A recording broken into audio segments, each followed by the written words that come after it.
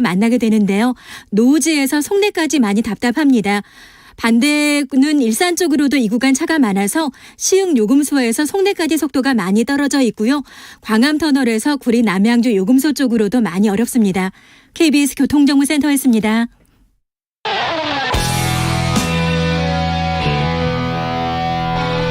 스치기만 해도 똑똑해진다. 드라이브 스루 시사 주진우 라이브.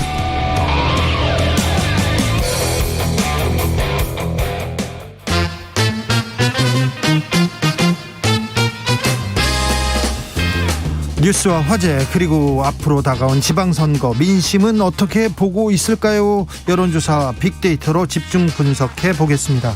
여론과 민심. 이강윤 한국사회여론연구소 소장 어서 오세요. 안녕하세요. 전민기 한국인사이트 연구소 팀장 어서 오세요. 네, 반갑습니다. 네. 집무실 이전에 대해서 오늘은 예비비 300억 원 공방으로 이어졌는데 네. 청와대에서 공식 발표를 했죠. 박수현 대변인이. 네. 이번 주 내로는 원래 매주 화요일 날 국무회의 열리잖아요. 청와대에서. 네. 내일 정식 안건으로 아직 상정은 안 돼 있는데 오늘 지금 관계부처 장관들이 회의를 하고 있고 내일 넣을 수도 있고 만약에 내일 안 되면 주 내로는 처리가 될 것이다. 네. 청와대에서 입장 밝혔으니까 네. 예비비 한 300억대로 해서 지급될 것 같습니다. 네, 1차로 300억 원이 가고 돈 없어서 이사 못 간다. 당신들 때문에 늦어졌다. 이런 말 나오는 건 양측이 원치 않을 것이고 청와대도 영수회담 아니죠. 대통령과의 만남에서 분명히 문 대통령 연표를 했죠. 네, 대통령과 당선인 만남 이후에 이 청와대 이전 집무실 이전에 대한 그 갈등 기사가 쏙 들어갔어요. 네. 빅데이터는 어떻게 보고 있습니까? 그 2주 전에 청와대 이제 용산 이전과 관련해서는 이제 부정 비율이 한 61%였는데 지금 한 70%까지 올라왔더라고요. 잠깐만요. 부정 비율이 올라갔다고요? 네, 오히려 올라갔습니다. 기사는 쭉 사라졌는데. 예, 그러니까 그렇지만 그 이야기를 계속해서 좀 나누는 분들이 있는 것 같고요. 그리고 또 반대하는 입장에서는 좀 더 강하게 반대하는 분들도 있는 것 같고, 그래서 감성어 자체가 빨갛습니다. 빨갛다는 건 이제 부정 감성어가 많다는 뜻이거든요. 네, 어떻게 빨갛습니까? 반대하다, 좋지 않다, 거부하다, 틀렸다. 그 다음에 답답하다. 이외에 좀 입에 담기 힘든 욕 같은 것들도 있고요. 그 외에 이제 합리적으로 소통하고 있고 좋다. 이런 감성어만 긍정어고요. 나머지는 거의 다 부정적으로 좀 돌아선 상황입니다. 네, 그렇군요. 네. 이 문제는 또 지방선거에 어떤 영향을 미칠지는 모르겠습니다. 기사 개수는 좀 들어갔는데요. 그래요? 여론조사 해보면 도대체 무슨 마감 시간 정해놓은 이게 대입 시험 원서 내는 거냐. 제발 좀 천천히 여유 있게 하자. 네. 그런 얘기가 주조입니다. 그렇습니까? 네. 알겠습니다. 지방선거의 이제 시즌입니다. 뜨겁죠. 예. 서울 경기가 가장 뜨겁죠. 네, 그렇죠. 부산 얘기는 거의 안 나옵니다. 예. 네. 자, 서울은 어떻습니까? 서울은 지금 민주당 송영길 대표 출사표를 던지는데 당 내에서 자꾸 이론이 계속 나오고 네. 있고 이견이 커질 것 같고 네. 정말 이건 오리무중으로 될 것 같아요. 송영길 대표도 거취에 상당히 신중해질 수밖에 없는 구조로 되어가는 것 같고 네. 경기도는 아무튼 서울 경기를 이번에 합쳐보면 너무 섣부른 감이 없지는 않지만 5년 후에 대선에 미리 보는 대선에 한 80%? 90% 되지 않을까. 벌써 그렇게 생각합니다. 서울 경기를 합쳐놓으면. 네. 그렇게 될 가능성이 상당히 높아 보이는 양상으로 펼쳐지고 있습니다. 네. 대선 주자들이 일단 이번 대선에 나왔던 주자들의 상당 부분이 재투입되고 있고 그들이 후보 지위를 얻을 확률도 높아 보이고 설령 그에 버금가는 뉴페이스가 나온다 해도 중량감은 상당하다. 그리고 방어자의 입장에 있는 오세훈, 그러면 경기도를 놓고 다투게 될 면면들, 대구는 조금 그렇다고는 해도 거기 홍준표 선수도 투입이 되고요. 그래서 준 대선급이다 이렇게 볼 수도 있겠습니다. 그렇습니까? 서울 어떻게 봅니까 빅데이터에서는? 일단 대통령 되고 나서 국민들이 기대했던 게 이제 국민 통합이랑 경제, 부동산, 그다음 외교력이었는데. 통합이랑 외교력은 쏙 빠져버립니다. 아무래도 대선은 아니니까요. 네. 그래서 부동산 이야기인데 결국에는 부동산 정책을 어떻게 가져가는 굉장히 중요한 것 같아요. 왜냐하면 서울시 연관어 중에 마포구, 강남구, 종로구 등등해서 구 이름과 함께 집값이라든지 그다음에 정책, 계획, 사업 이런 게 나오거든요. 네. 그래서 이 관련해서 뭐 재개발 사업이라든지 그다음에 집값을 어떻게 잡을 것인지 그다음에 또 부족한 집들을 어떻게 공급할 것인지 서울시장도 이 정책을 뭐 양쪽에서 굉장히 잘 신중히 내놔야 되지 않을까. 관심이 그쪽으로 일단 몰리고 있기 때문에 그렇고요. 네. 그러면서 그 외에는 뭐 좀 국민들 어떤 안전, 사실은 뭐 안전을 그렇게 많이 걱정하신 분들은 없지만 그럼에도 불구하고 이 감성어도 사이에 보면 뭐 보상이라든지 좀 개선됐으면 좋겠다, 기대됐으면 좋겠다. 결국에는 우리가 먹고 사는 문제로 또 귀결되더라고요. 그러니까 집값과 경제 뭐 등등에서 대통령과 뭐 연관이 이렇게 지어지면서 경제 쪽을 좀 많이 좀 이렇게 좀 만져주기를 좀 바라는 그런 국민들의 좀 목소리가 있습니다. 집값, 경제, 민생을 만질 후보가 유리할 텐데 딱 그렇게 보이진 않죠? 네. 우선 뭐 집값 이게 국지적으로 하기에는 각 지역의 상황이 조금 다르고요. 서울 경기는 물론 아파트나 이런 것들이 대선과 기본적으로 조금 영향을 미칠 것 같긴 한데 네. 대선 때 양 후보로 수렴됐던 현상과는 좀 사뭇 다를 겁니다. 네. 각지 현안도 다를 뿐더러 대진표가 어떻게 짜여지느냐에 따라서 논점이 형성이 될 텐데요. 네. 서울이나 경기 같은 경우는 어떻게 대진표가 짜여지고 누가 뭘 주도해서 아젠다를 뭘로 잡느냐 그 싸움에 따라서는 네. 상당히 판이 커질 수도 있고 서울 같은 경우에는 특히 새 당선인 집권 이후에 집값이 다시 벌써 들썩거리고 들썩거리죠. 있어요. 예. 그런데 그게 그냥 이른바 압구정동 뭐 몇몇 동뿐만이 아니라 비싼 아파트 벨트라고 하는 5개 구 있잖아요. 네. 그런데의 움직임이 꼭 거기에서만 끝나지 않거든요. 네.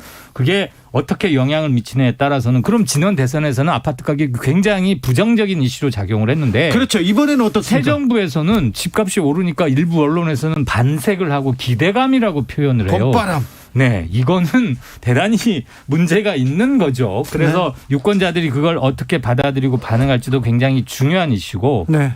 그 외에 인물론이 상당히 작용을 할 겁니다. 네. 어쩔 수 없죠. 우리 방송의 특성이 있으니까. 아무튼 이거 재밌습니다. 부동산에 대해서 부동산이 조금 올랐다고 해서 이거 큰일 났다고 계속해서 이거 나라 망한다. 이거 가기 경제 휘청 그러던 언론들이 조금 바뀌고 있고 네. 이번에는 부동산이 큰 영향을 안 미칠 수도 있어요. 그러면. 맞습니다. 그렇죠. 예. 인물로 가네요. 그리고 네. 각 광역 단체장들이 부동산 가격을 올리거나 내리거나 할 정책적 툴이 사실은 없습니다. 그렇죠. 지금 네. 당장 또. 물론 재개발에는 일정 부분 영향을 줄 수는 네. 있는데 네. 부동산 키워드는 어떻게 반응합니까? 그러니까 사실은 이제 뭐 국민들 입장에서는 뭐 서울시장이 뭐 집값을 어떻게 좌지우지할 수 없다 뭐 이런 것까지 깊게 들여다보지 않기 때문에 네. 정치인이 누군가가 뭔가를 해주세요. 뽑으려고 한다면 영향력을 발휘해 주길 바란다는 네. 거죠. 그거 좀 해주세요. 예, 그래서 부동산과 관련해서 쭉 보시면은 뭐 부동산은 좀 이렇게 양극화되는 것 같습니다. 오히려 뭐 강남이나 아까 지금 여론도 말씀해 주셨는데 그런 곳은 오히려 좀 오르기를 바라는 마음도 솔직히 있으실 거예요. 네. 그래서 그런 부분에 대해서는 이번에 뭐 임대차 보호법 관련해 가지고 전월세라든지 이런 게 최고치 경신했다는 게 강남하고 이제 성수동 쪽에 나왔거든요. 네네. 그 기사 굉장히 관심 있게 보시더라고요. 아, 그래요? 예, 그러니까 집값 올랐다는 거에 대해서 그렇죠. 근데 이제 또 외곽 주변으로 갈수록 부동산과 관련해서는 집값이 올라가는 거 부정적인 여론이 훨씬 더 높다라는 것이죠. 그러니까 네. 아까 말씀해 주신 대로 이게 좀 지역에 따라서 좀 다르지 않나 그런 좀 양상이 좀 보여지는 것 같습니다. 네. 근데 이 대진표가 꾸려져야 그렇죠. 선거 구도가 그때 형성될 텐데요. 그렇습니다. 전략이. 선거 이슈도 대진표가 나와야 갈래가 잡히고요. 지금 몇몇 언론에서 오늘도 벌써 뭐 여론조사가 몇 개 막 쫙 쏟아졌어요. 벌써 몇 퍼센트 어디는 양자 해결까지 붙이고 있던데 네. 참고로 그냥 하나만 말씀드리지만 지금 것은 큰 의미를 갖기 힘들다는 거 미리 말씀드리고요. 리얼미터가 아시아경제의뢰로 조사를 했는데 지난 1일, 2일 이틀간 했습니다. 경기지사 돌려봤더니 유승민 37.6, 김동연 36. 아직 이 사람들 자기 당에서 후보로 선출된 거 아닙니다. 네, 네. 유력한 후보인 건 맞는데 그러면서 벌써 오차 범위 내에 딱 붙었다. 이런 것도 내놓고는 있습니다. 리얼미터 홈페이지나 중앙선거 여론조사심의원회 홈페이지 보시면 되겠고요. 알겠습니다. 이건 이번 달 하순께 들어가야 그렇죠. 뭐가 조금 보이지 않나 그 싶습니다. 대선 때도 보셨지만 연관어라든지 언급량 자체가 폭발적으로 증가하는 건 진짜 대선을 앞둔 한 달 전부터였거든요. 후보 같아요. 사실은 지금 지방선거 같은 경우는 아직까지는 언급량이 많지도 않고 그래요? 관심이 없어요. 그러니까 관심이 확 올라가는 그 시점에 그 이슈 키워드가 뭐가 되는지 굉장히 중요할 것 같아요. 제가 대선 때 봤지만 사실은 그 어떤 이 사안에 대한 정말 이 잘못한 비율로 봤을 때 0부터 100이라고 났을 때 제가 2, 30인 건 50으로 끌어올리고 아무리 센 것도 50으로 낮춰서 같이 본다고 했잖아요. 네. 그래서 그 당시에 이제 이슈를 누가 선점해서 그 프레임을 통해서 좀 이슈몰이를 잘 하느냐 이거 굉장히 중요한 사안 같습니다. 알겠습니다. 지방선거가 예. 여론조사 기간에는 가장 큰 시간 아닙니까? 그렇긴 하죠. 그렇긴 예. 하죠. 예. 정치판에서는 지금 지방선거 때가 가장 여론조사 기간이 출마자들도 바빠요. 많고 네. 광역으로 이렇게 블록 그룹이 되기 때문에 네. 국회의원 총선은 동 서너 개로 쪼개지니까 네. 그렇지 않은데 대선은 너무 큰 판이고 네. 그런 점에서는 여론조사 업계에는 이게 큰 사실인 건 맞습니다. 네. 그리고 지금 뭐 김동연, 유승민, 오세훈, 송영길, 이낙연까지는 나오지 않으리라고 보여집니다만 이들이 다 잠재적 차기 대선 주자 군에 들어가잖아요. 네. 그 승패와 조합에 따라서 당내 역학은 물론이고 본인들의 정치 생명도 그렇고 차기 대선도 어느 정도 뭐 그림이 너무 다시 빠르긴 그려져요. 하죠. 네. 그렇지만 이제 좀 더 중요한 건 윤석열 당선인이 5월 10일 날 취임을 하고 3주일 후에 대선이 열리는데 아시겠지만 그 3주일 동안 여러 가지 새 정부의 정책 이런 것들이 쏟아져 나오고 게다가 인사청문회가 동시에 열립니다. 네, 인사청문회가 그때 있어요. 장관 후보자들에서 국민들 기대치에 낮은 이런 사람을 또 우리 장관 이렇게 심사해야 돼. 만약에 그런 얘기들이 국민 사이에 파다하게 돌면 지방선거에도 일정 부분 영향을 미치겠죠. 그렇죠. 네. 시민들 눈높이를 거스르긴 힘들 테니까. 네, 깨비님께서도 정권 초에 정권에 힘이 실어줄 거예요. 국민들이 그렇게 얘기하시는 분들이 있습니다. 조혜숙님은 본인 사는 동네를 떠날 생각이 없는 사람은 집값이 오르길 바랄 거고요. 그 동네로 가고 싶은 사람은 집값 떨어지길 바라겠죠. 근데 아까 여론조사 시장 물어봤는데 김어준 씨가 예. 여론조사 기관을 설립하겠다. 이거는 여론조사 시장에서는 어떻게 반응합니까? 저는 개인적으로 아주 기대합니다. 기대해요? 제발 좀 잘해서 매주 리포트를 해줬으면 좋겠고 네. 다만 혹자들은 김어준이 여론조사하니까 편향될 것이다. 그런 일부의 인식도 있을 거거든요. 있어요, 많아요. 있죠. 네, 있죠. 야, 김어준 넌 너무 정치적으로 편향됐어. 지금도 많이 공격하잖아요. 네. 뭐 김어준 씨가 하든 이어준 씨가 하든 여론조사는 정말 객관적이고 투명하고 중립적으로 나와야 한다고 보고 있습니다만 일부의 그런 인식을 어떻게 불식시키는지가 참 중요할 거고요. 뭐 정치권이나 여론조사 회사들에서 아직 공식적인 반응이 나오는 그런 건 아닙니다. 관심 있게 지켜는 보겠죠. 저는 아주 궁금합니다. 궁금해요. 네, 매주 리포트 받고 싶어요. 그래요? 제가 매주 리포트를 하고 있거든요. 네. 그 프로에 가서 네. 이번엔 받고 싶어요. 전민기 네. 팀장님, 여론조사를 네. 어떻게 생각합니까? 국민들은? 이번 대선부터 여론조사에 대한 부정 감성이 상당히 높아졌잖아요. 지난번에도 보셔서 아시겠지만 믿지 않는다가 굉장히 가장 크게 자리했었단 말이에요. 그러니까 네. 이 여론조사 자체도 결국에는 이제 골라서 보게 되고 내가 지지하는 성향의 그 조사 결과 언론사라든지 이런 걸 좀 더 따로 찾아보게 되는 그쪽 한쪽만 믿게 되는 그러다 보니까 감성어 자체가 43.4 대 54.9거든요. 그러니까 부정이 더 높긴 합니다만 그래도 이번에 여론조사를 통해서 출구조사나 이런 게 좀 잘 맞다 보니까 믿지 않는다라는 단어는 많이 사라졌는데 아, 그렇군요. 반대하다. 최근에 이제 아까 김어준 씨 이야기했는데 그거 하는 거에 대해서 좀 반대하는 목소리가 원래 이런 거 하면은 반대 목소리가 더 세게 나오는 거 아시잖아요. 네. 그런 이야기들 통해서 부정선거를 더 초래할 것이다. 비호감이 굉장히 더 커질 것이다. 틀릴 것이다.